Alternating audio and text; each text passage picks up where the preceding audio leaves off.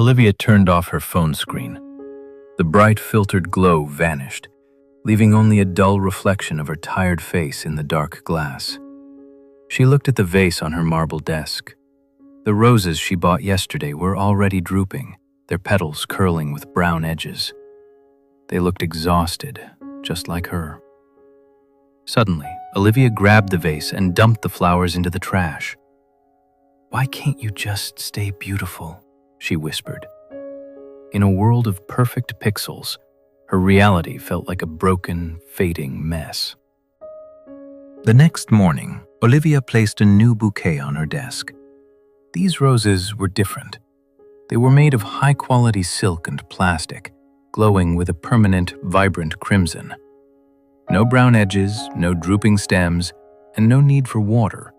They were, in her eyes, perfect. She took a photo, added a soft glow filter, and felt a brief sense of relief.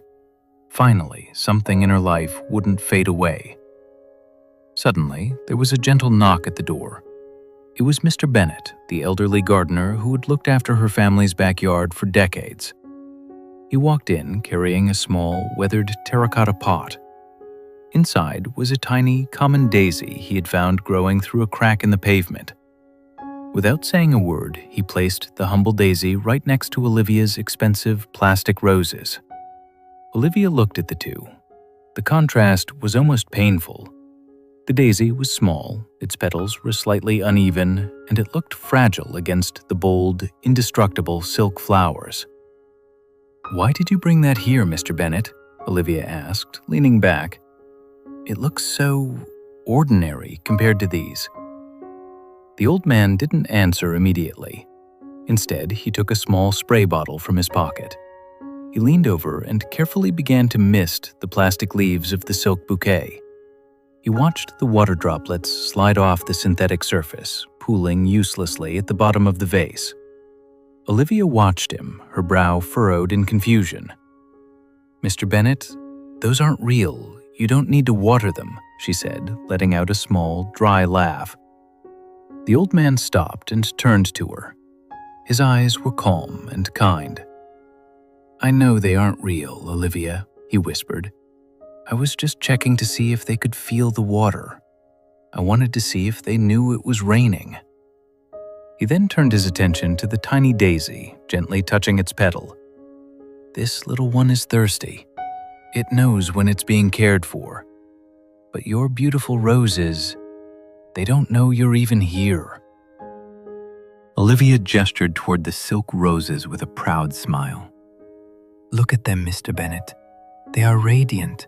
They don't wilt, they don't get sick, and they never need a single drop of water.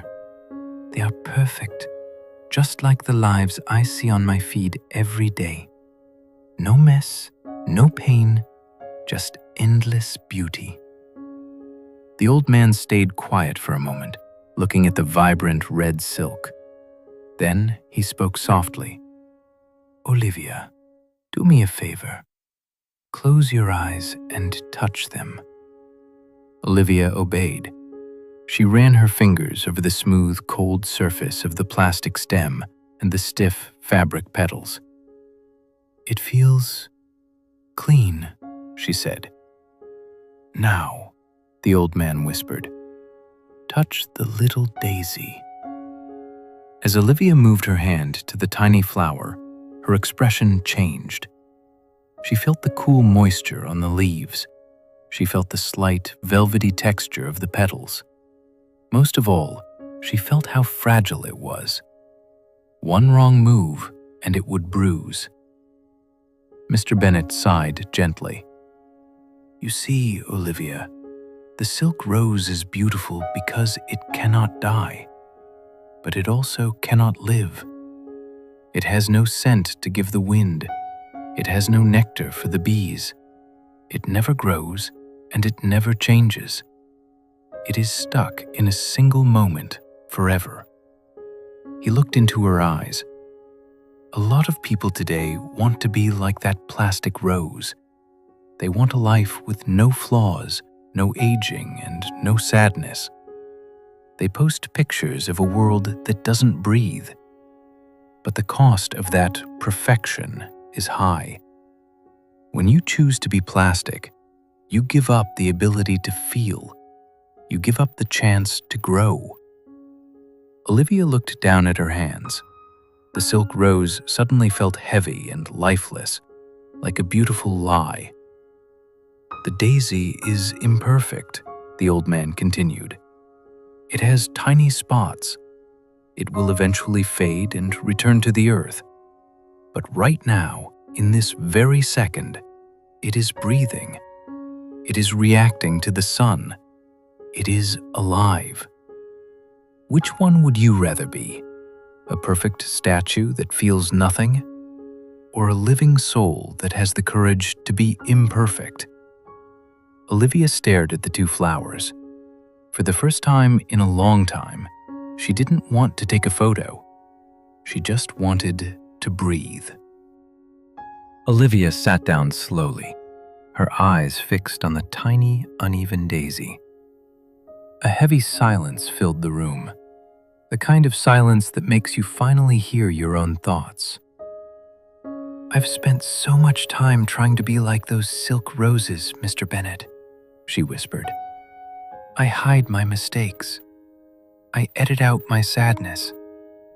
I thought if I could just look perfect, I wouldn't feel so empty. But the harder I try to stay bright, the more exhausted I become." The old man nodded slowly, his voice like a warm breeze. "It's okay to feel tired, Olivia.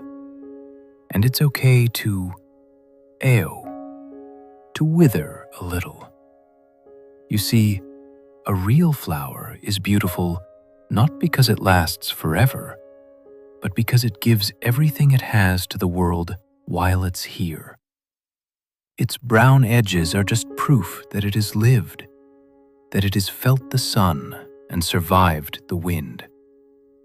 He reached out and gently moved the silk bouquet to the corner of the desk, leaving the small daisy in the center. True beauty isn't about being flawless. It's about being real. When we allow ourselves to be imperfect, we finally give ourselves permission to grow. Don't be afraid of your bad days. They are just the soil from which your next season will bloom.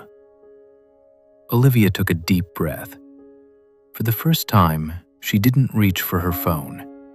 She simply looked at the daisy, smiled at its crooked petals, and let herself just be. Never envy the cold perfection of plastic. Instead, be proud of your living scars. From today's story, we learn that being real is always better than being perfect. What is one imperfect thing about yourself that you love? Share it below. Stay kind to yourself and remember to breathe.